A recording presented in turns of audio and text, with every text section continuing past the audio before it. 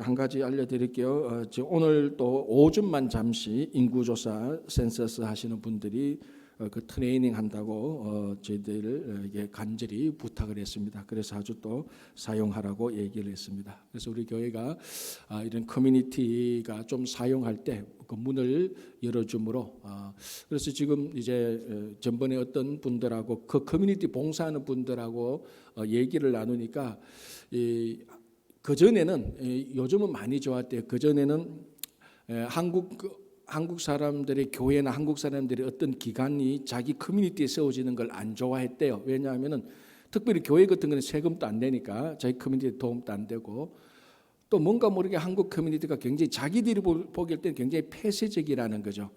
뭐 자기들만 모여서 예배드리고 자기들만 모여서 뭐 하고 파킹 문제 이런 거 굉장히 그 커뮤니티를 불편하게 하는데 그래도 교회 및 다른 기관들이 커뮤니티에서 문을 열어주니까 한국 사람들이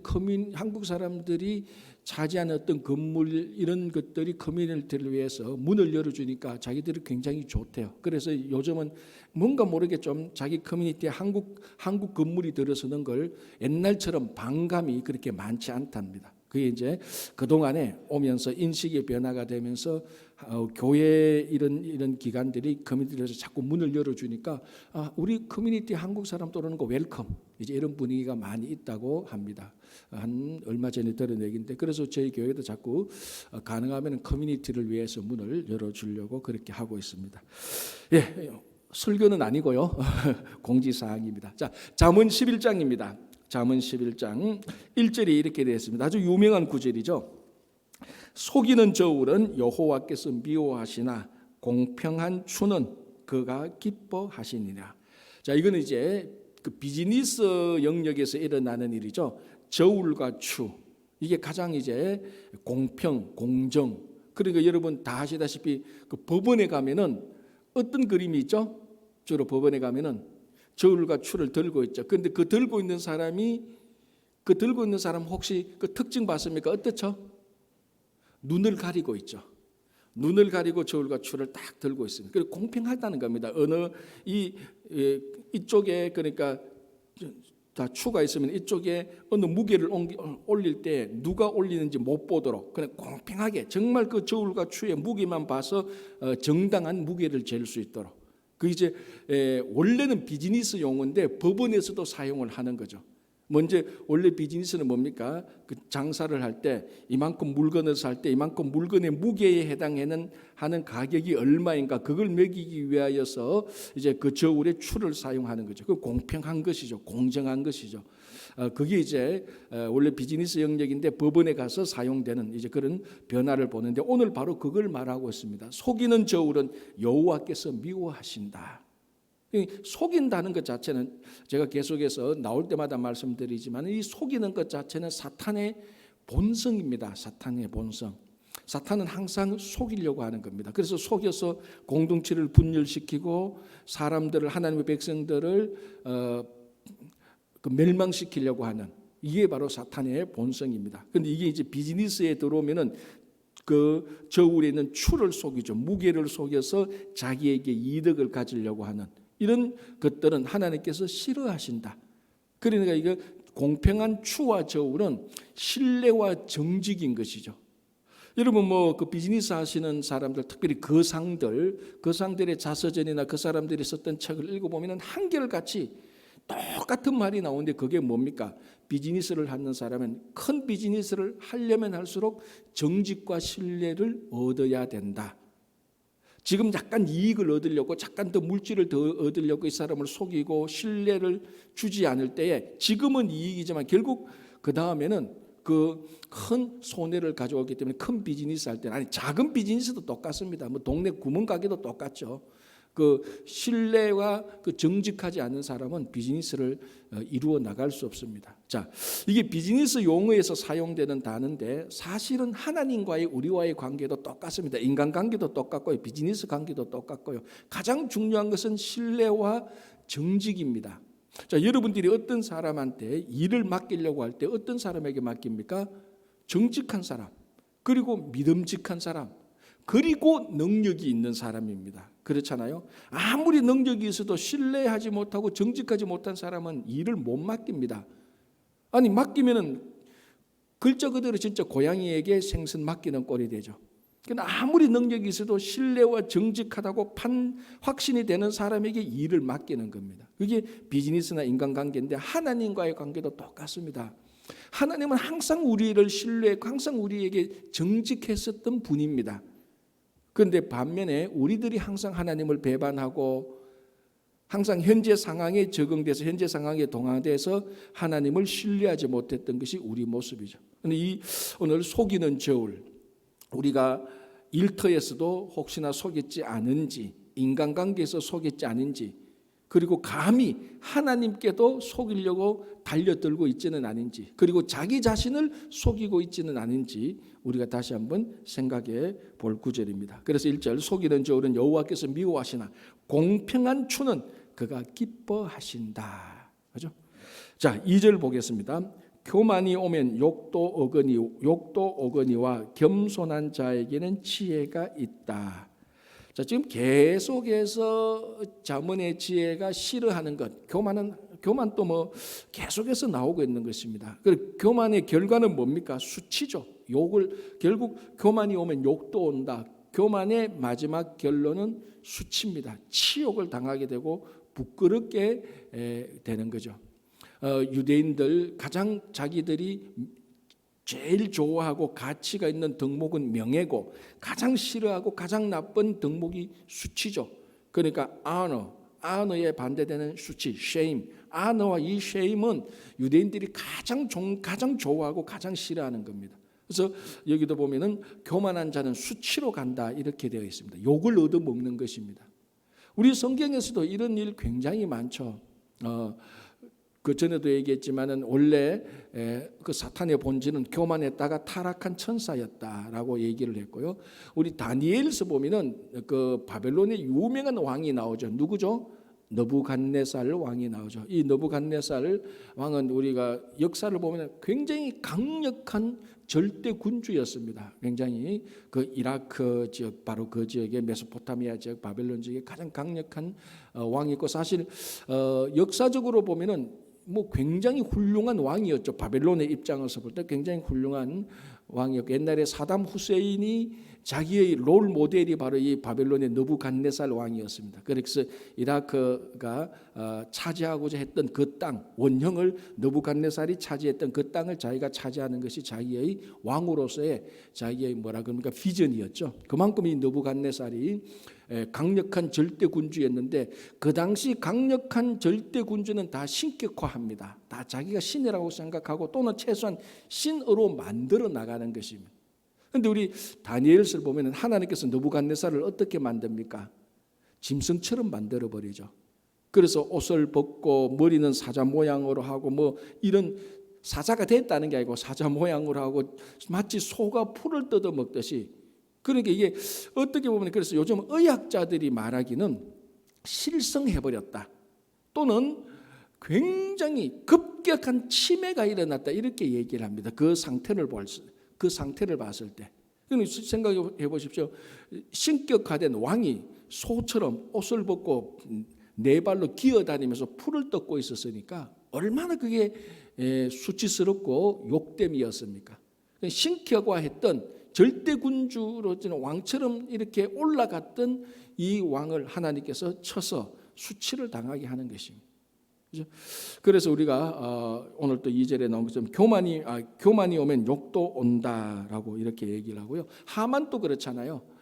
우리가 그 앞에서 에스더 받는 것처럼 하만이라는 사람은 이름 자체가 거만스럽게 보이잖아, 그죠? 하만, 거만, 교만.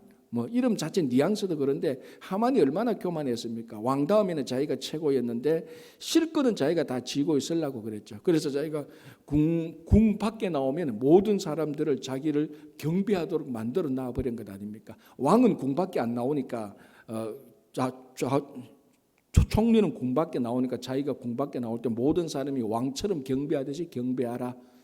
이제 그때 경비 안 한 사람이 누굽니까? 모르드게죠. 야, 이거 경비하는 걸 보니까 이거는 하나님께 우리가 경비 드리는 것을 자기에게 달라고 한다. 그러면서 모르드게가 무릎을 꿇리지 않다가 결국 하만하고 모르드게하고 싸우게 되는 거죠. 하만 뒤에는 자기가 섬기는 있고 모르드게 뒤에는 여호와 하나님이 있고, 결국 하만은 자기가 모르드게를 죽이려고 했던 그 장대에 달려서 막 백성들이 다 보는 가운데서 장대에 달려서 죽게 되는 수치스러운 욕됨을 당하게 되는 것입니다. 자, 이런 경우는 극단적인 경우죠. 극단적인 경우지만 우리 성도의 삶에도 항상 교만한 삶은 반드시 수치와 욕됨으로 가도록 되어져 있습니다. 그래서 이 잠언에서 교만의 반대말은 겸손이지만, 우리가 흔히 하는 잠언의 그 교만의 말은 겸손이지만 의미적으로 가만히 보면은 잠언에서 교만의 반대말은 지혜입니다. 지혜로운 자는 절대로 교만하지 않으니까, 반대로 교만한 자는 절대로 지혜를 배울 수가 없습니다. 자, 배운다는 게 뭡니까? 수용한다는 거잖아요. 수용한다는 것은 낮은 데서 수용하지 높은 데서 수용하지는 않습니다. 자, 물이 높은 데로 올라갑니까? 낮은 데로 내려갑니까? 낮은 데로 내려가죠. 낮은 데 있어야 내려오는 물을 받아들일 수가 있습니다. 똑같이 교만한 자는 절대로 지혜를 배울 수가 없습니다. 여기는 절대라는 말이 들어가도 됩니다. 그러나 지혜로운 자는 항상 배우는 겁니다. 교만의 반대말은, 우리가 학교에서 배우는 교만의 반대말은 겸손이지만 잠언에서 교만의 반대말은 지혜입니다. 그러면 뒤집어서 말하면 지혜의 반대말은 뭡니까? 교만이죠. 정말 우리가 이 잠언에 있는 지혜로운 사람이 되고자 한다면 제일 먼저 우리 삶 속에서 제거해야 될 것이 교만입니다.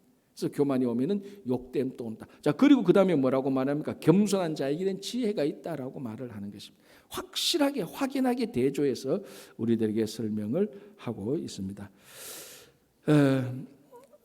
4절 볼까요?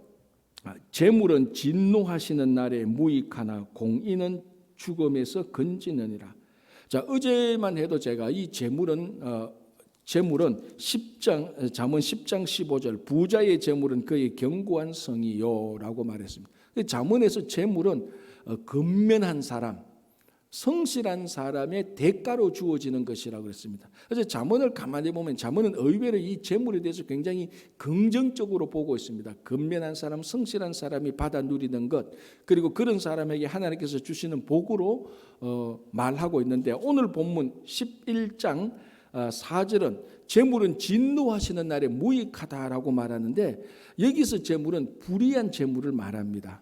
불의한 재물. 자, 그 다음에 보십시오. 그래서 재물은 진노하시는 날에 무익하나, 바로 그 다음에 나오는 건 뭡니까? 공의는 죽음에서 건지느니라. 어제도 봤죠? 공의는 죽음에서 건지나. 그러니까 뒤에 공의가 나오는 것으로 봐서 앞에 반대 비교되어주는 것은 불의가 나오는 거죠. 그래서 이 재물은 불의한 재물을 말하는 것입니다. 불의한 재물은 진노하시는 날에 무익하죠.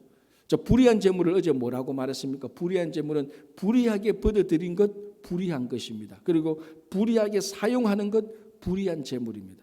그래서 옛날 우리 숙당에 뭐 개같이 벌어서 정성같이 벌어서, 아니 개같이 벌어서 정성같이 써라, 그러면은 불의한 재물이지만은 정당한 재물로 될 것이라는 그런 뉘앙스, 의미를 주는, 불의한 재물을 정당화할 수 있는 말이 있었는데, 우리는 그 말을 굉장히 조심해야 된다, 아니 그 말을 무시해야 된다고 말했습니다. 개같이 버는 것은 불의한 재물입니다. 그거는 그렇게 버려서는 안 됩니다. 어제도 얘기한 것처럼. 그래서 4절에 재물은, 불의한 재물은 진노하시는 날에는 아무 유익이 없다, 무익하다라고 얘기를 합니다. 공의는 죽음에서 건진다. 어제 말씀드린 것처럼 공의에는 반드시 희생이 따르고, 이 희생이 크면 클수록 공의는 희생이 크면 클수록 공의는 더 크고 더 위대해지죠.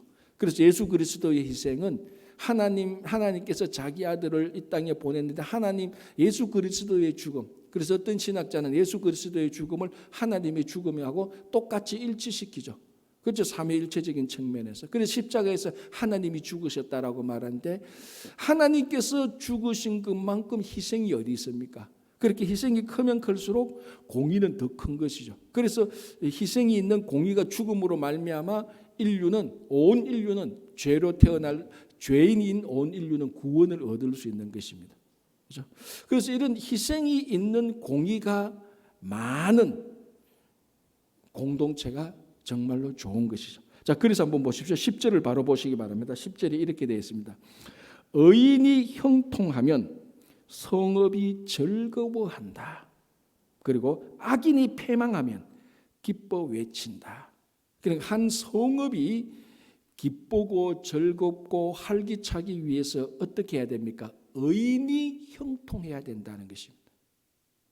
의인이 많아야 되는 것도 중요하지만은 그 공동체에 살아가는 의인이 정당하게 잘 돼야 되는 공동체. 그게 그 공동체, 그 성읍이 즐거워한다는 것입니다. 자, 우리 가장 대표적으로 소돔과 고모라를 알 수 있죠. 소돔과 고모라는 의인 10명이 없어서 망했던 것입니다. 또 하나는 우리가 깊게 보면은 오늘 이 본문을 보면은 거기서 살고 있었던 의인이 형통하지 못했습니다. 자, 소돔과 고모라에서 살고 있었던 의인이라고 말할 수 있는 사람은 누구였습니까? 아브라함의 조카 롯이었습니다. 그런데 조카 롯도 솔직히 하나님께서 의인이라고 인정해 줘서 의인이 된 것이지 조카 롯도 거기서 의롭게 산 것은 아니에요. 그냥 우리말로 하면 어떻게 보면 평범하게 산 겁니다. 의인으로 살았다기보다는. 그러니까 그 소돔과 고모라에서 조카 롯도 형통하지 못했습니다. 워낙 악이 많으니까. 의인의 숫자도 적고 적은 숫자마저 형통하지 못했던 것이 소돔과 고모라입니다. 그러니까 하나님의 기쁨과 즐거움이 없는 것입니다. 망하는 것이죠. 한 가정과 교회 커뮤니티도 똑같습니다. 그 가정이 잘 되기 위해서, 그 교회가 정말 하나님께서 보시기에 건강하기 위해서는 반드시 거기는 의인이 있어야 되는 것입니다. 그리고 그 의인이 고난받아서 안 되고 의인이 형통하는 공동체가 잘 되는 것이죠. 물론 의인이 있다는 것 자체만으로 그 공동체는 망하지는 않습니다. 그러나 이 공동체가 기쁘고 즐겁게 하기 위해서는 의인이 핍박받아서는 안 되는 겁니다. 의인이 있다는 것 자체는 공동체가 망하지는 않지만 이 공동체가 더 활기차고 더 좋게 하기 위해서는 있는 의인이 형통해야 되는 것입니다. 어느 공동체가 의인을 핍박하는데 그 성읍이 정말 기쁘고 즐거워할 리가 없는 것이죠. 그래서 여러분들의 가정, 그리고 우리가 함께 섬기는 이 친구 교회가 우리 한 사람 한 사람이 의인이 되어서 우리 한 사람 한 사람이 이 교회에서 형통하게 될 때 정말 우리가 함께 섬기는 교회가 이 활기차고 기쁨이 넘치는 겁니다. 세상적인 기쁨이 아니고 하나님의 기쁨이죠. 그죠? 자, 13절 보겠습니다. 두루 다니며 한담하는 자는 남의 비밀을 누설하나 마음이 신실한 자는 그런 것을 숨기느니라. 두루 다니며 한담하는 자. 여기서 한담은요, 어제 우리가 본 대로 중상하는 거하고 똑같습니다. 여기 앞에 나오죠. 12절에는 사랑은 모든 허물을 가린다는 것이고요. 그리고 이게 13절에 나오고 13절 한번 13절에 나왔고 10장 18절 미움을 감추는 자는 거짓된 입술을 가진 자요 중상하는 자는 미련한 자이니라. 여기서 중상이라는 말하고 두루 다니며 한담하는 것하고 같은 말입니다. 중상이 뭐라고 말했죠? 어떤 한 사실, 어떤 한 사람에 대하여서 이것을 잘못된 것으로 고소하는 겁니다. 그래서 두루 다니며 중상하는 사람은 이곳저곳을 다니면서 어떤 사람에 대해서 어떤 일어난 일에 대해서 자꾸 잘못된 것으로 자꾸 부추기는 것이죠. 은근히 부정적으로 말하는 것, 은근히 나쁘게 말하는 것. 그리고 그 사람의 장점이 100개 있는데 장점이 100개 있고 단점이 하나 있는데 그 단점 하나만 계속해서 얘기하는 것. 이런 것들이 중상하는 것이죠. 그리고 뭡니까? 한담하는 겁니다. 두루 다니면서 좋은 것은 일체 말하지 않습니다. 긍정적인 말 일체 말하지 않습니다. 세우는 말 일체 말하지 않습니다. 그런데 사람은요, 죄인의 습성이 있어서 누구 험담하면요 마음이 속속 끌려요. 귀에 톡톡 들어요. 그게 죄인된 습성이에요. 그러니까 험담, 중상, 한담하는 자와 듣는 자가 일치될 때 그 공동체는 망하는 것이죠. 두루 한담하는 자는 여기서 13 두루 한담하는 자는 남의 비밀을 누설한다. 그런데 우리가 듣는 얘기 중에 제일 재밌는 얘기가 무슨 얘기입니까? 내만 아는 얘기인데 너희한테만 한다. 그게 제일 재미있어요. 그거는 기가 쏠깃해요. 근데 다른 사람 다 아는 얘기 내한테 아마 별로 재미없어. 아무도 모르는 비밀 얘기할 때 제일 재미있어요. 그게 인간의 죄인된 본성입니다. 그리고 오늘 뭐라고 말합니까? 두루 다니면서 중상합니다. 항상 잘못된 것으로 말을 하면서, 그런데 이런 것들을 말할 때 뭡니까? 누구든지 다 알고 있는 사실은 잘못된 것으로 말을 못하잖아요. 이미 공적으로 어떤 사실 다 드러난 것이기 때문에. 그러니까 모르는 것을 끄집어내 가지고 잘못된 것으로 말하는 것. 그래서 비밀을 드러내 가지고 함담하는 것입니다. 중상하는 거죠. 이게 이제 공동체에서 쉽게 말하면 좀 표현을 쓰자면 공동체 제거 대상 1호입니다. 이런 공동체 이런 사람이 있으면은 그 공동체는 결코 건전하지도 않고 건강하지도 않습니다. 두루 다니면서 복음을 전해야 되는데 두루 다니면서 비밀 드러내고 잘못된 것으로 말하고, 우리 흔히 말하는 빅마우스라 말하죠. 빅마우스, 나쁜 빅마우스. 그죠? 자, 그런데 마음이 신실한 자는 그런 것을 숨기느니라. 아까 제가 약간 한번 읽었는데 10장 12절, 미움은 다툼을 일으켜도 사랑은 모든 허물을 가리느니라. 함담하는 자, 중상하는 자는 비밀을 자꾸 드러내는데 진실한 자, 사랑이 있는 자는 그런 것을 자꾸 덮어줍니다. 그 사람의 약점, 잘못, 과거에 잘못했던 우리들의 사연들, 특별히 우리 이민자들 특별히 사연들이 다 있잖아요. 이민 오게 된 사연, 그리고 이민 사회에서 살면서 가지게 된 사연들, 물론 거기는 아름답고 좋은 사연들도 있지만은 부정적이고 내가 넘어졌던 내 아픔의 사연들이 다 있습니다. 그죠? 그런 것들을 만약에 누가 두루 다니면서 드러내 가지고 나쁘게 말하면은 그거는 정말 그 이민사회 커뮤니티는 굉장히 혼란스러워집니다. 그러나 진심으로 진실한 자들, 사랑이 있는 자는 그 비밀을 덮어줄 줄 아는, 약점을 덮어줄 줄 아는. 그래서 어제도 말했던 것처럼 요셉이 마리아의 약점이 완전히 드러난 겁니다.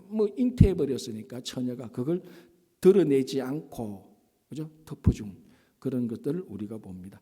자, 14절, 지략이 없으면 백성이 망하여도 지략이 많으면 평안을 누리느니라. 자, 자문은 어차피 지혜의 책입니다. 그죠? 지혜가 최고인데 이 지혜가 공동체에서 실제로 드러나는 형태는 지략입니다.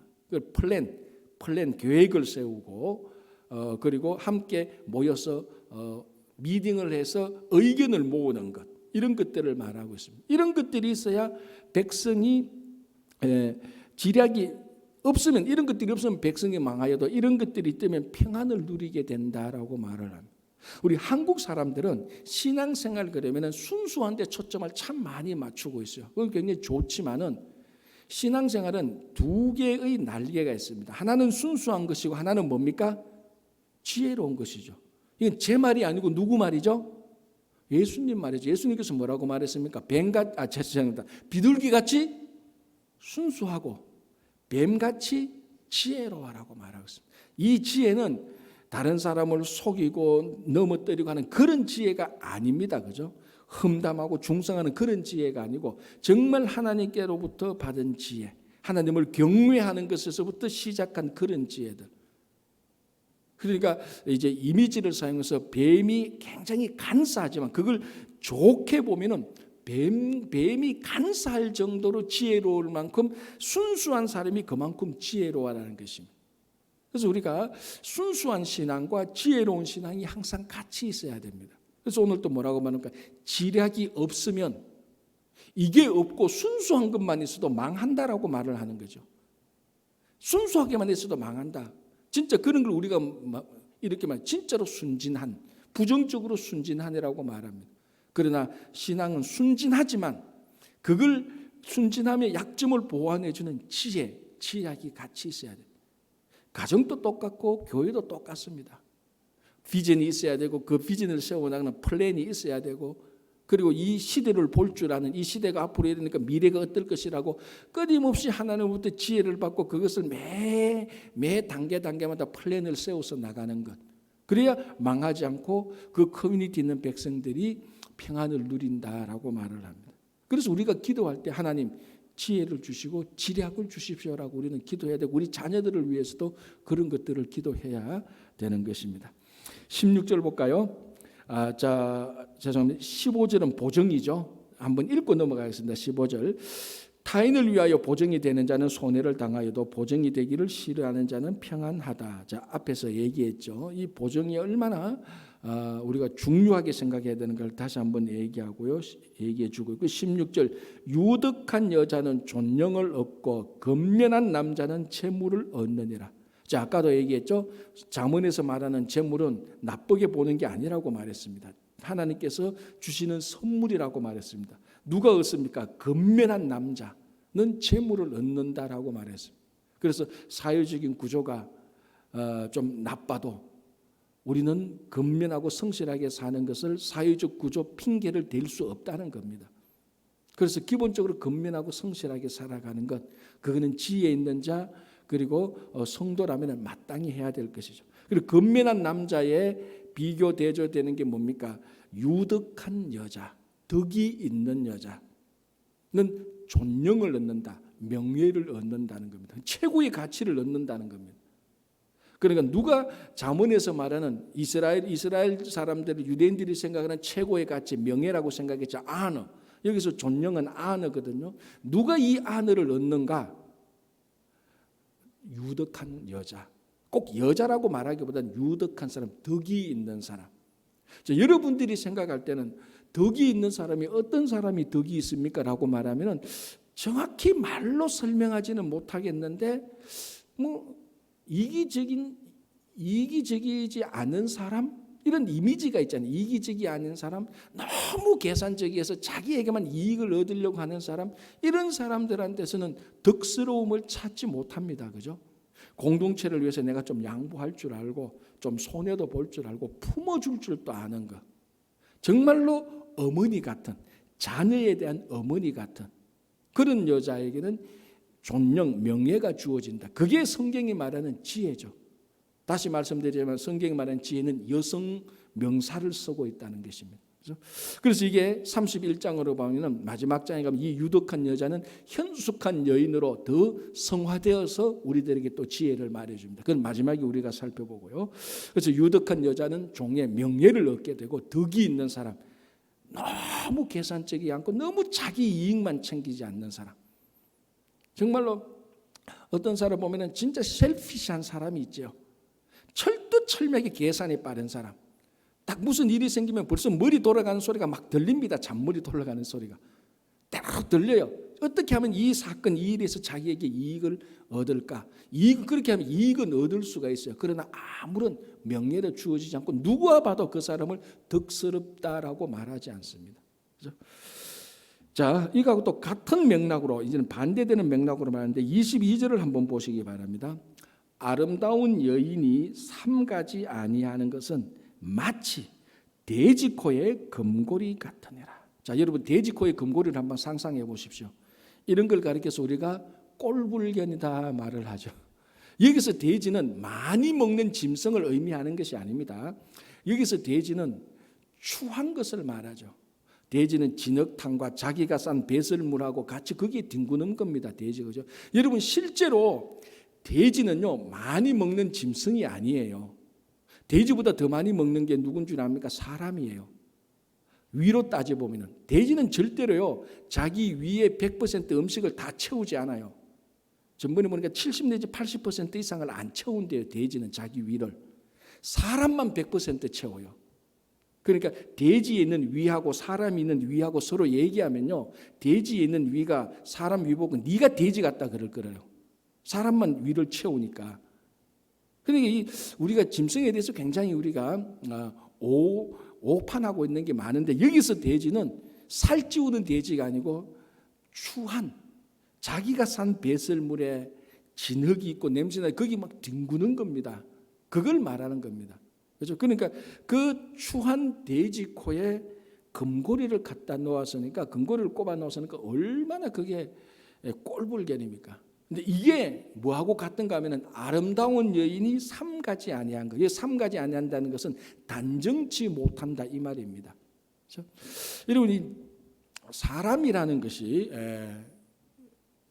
뭐라 그럽니까? 좀 뭐 잘생기고 못생기고 이런 걸 떠나서 배우고 안 배우고 이런 걸 떠나서 사람이라는 것 자체에 좀 그 품위와 고결함이 있어야 되는 겁니다. 이런 거는요, 뭐 돈으로 되는 게 아니고 사실 학교에서 공부를 많이 했다고 되는 게 아닙니다. 그게 어떻게 보면 오늘 잠언에서 말하는 지혜가 겉으로 드러나는 뭐라 그럽니까? 품이라고 말할까? 그런 걸 말할 수 있습니다. 그래서 저는 여러분들이 잠언을 참 많이 읽고 이 잠언을 많이 실천해서 정말 좀 뭐라 그럽니까? 사람이 딱 봤을 때 야, 이 사람 참 고결하다.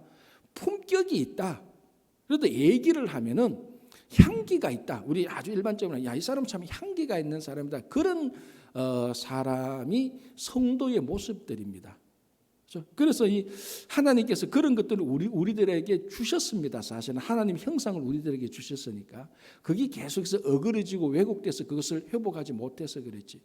자, 이 아름다운 여인이 단정치 못한다는 것은 바로 그거하고 똑같습니다. 자, 한 여인에게 아름다움을 하나님께서 선물로 주셨습니다. 여러분, 한 사람에게 아름다운 여인이라는 것은 결코 나쁜 게 아닙니다. 그죠? 한 사람에게 아름다움을 주는 것, 원래 사람에게는 미를 느낄 수 있는 감각이 있습니다. 그런데 그걸 한 여인에게 아름다움을 주셨으니까 그건 하나님의 선물이죠. 그걸 단정치 못해서 다 망치는 것은 하나님이 주신 선물을 망치는 것하고 똑같습니다. 어떻게 망쳤냐? 돼지 코에 금고리 하는 것처럼 망쳤다. 자, 이게 여인 이야기가 아닙니다. 우리 성도들의 얘기입니다. 우리가 예수 그리스도를 믿고 말씀을 듣고 자라갈 때 우리에게 끊임없이 하나님의 형상이 회복되도록 하나님께서 우리의 길을 인도하시는데 그 하나님의 형상 대신에 세상의 형상이나 세상의 쾌락이나 세상의 어떤 즐거움이나 가치를 계속해서 따라가면 그게 바로 돼지코의 금고리입니다. 그럼 많은 성도들이 예수 그리스도를 믿고 살아가면서 지독히 세상적이 될 때 그게 바로 돼지코의 금고리 매는 그 형상하고 똑같습니다. 그죠? 자, 시간이 많으니까 좀 간단하게 말할게요. 그 다음에는 24절에 구제를 말하고 있습니다. 구제. 절대로 인색한 사람은 구제하지 못합니다. 그래서 제가 지난주에도 말했죠. 우리 성도들은 전략할 줄 알아야 됩니다. 근면하고 금소해야 됩니다. 절약해야 되는 거죠. 그러나 인색한 거하고는 완전히 다른 겁니다. 절약하면서도 구제할 수 있지만요. 인색한 사람은 구제하지 못해요. 그렇죠? 그래서 유대인들은 구제가 의무입니다. 해도 되고 안 해도 되고가 아니고 유대인들에게 구제는 반드시 해야 되는 것입니다. 그렇죠? 그래서 여기 25절 구제를 좋아하는 자는 풍족하여질 것이요 남을 윤택하게 하는 자는 자기도 윤택하여진다.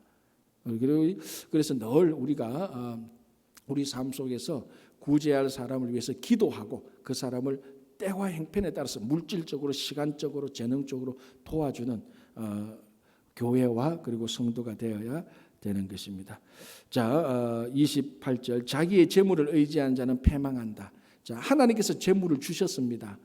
그러나 우리가 의지해야 되는 것은 재물이 아니고 하나님이죠. 하나님께서 주신 선물은 감사하게 받는 거지 하나님께서 주신 선물은 의지의 대상이 아닙니다. 선물을 주신 하나님을 믿어야 되는 것이 그게 지혜고 하나님을 경외하는 것입니다.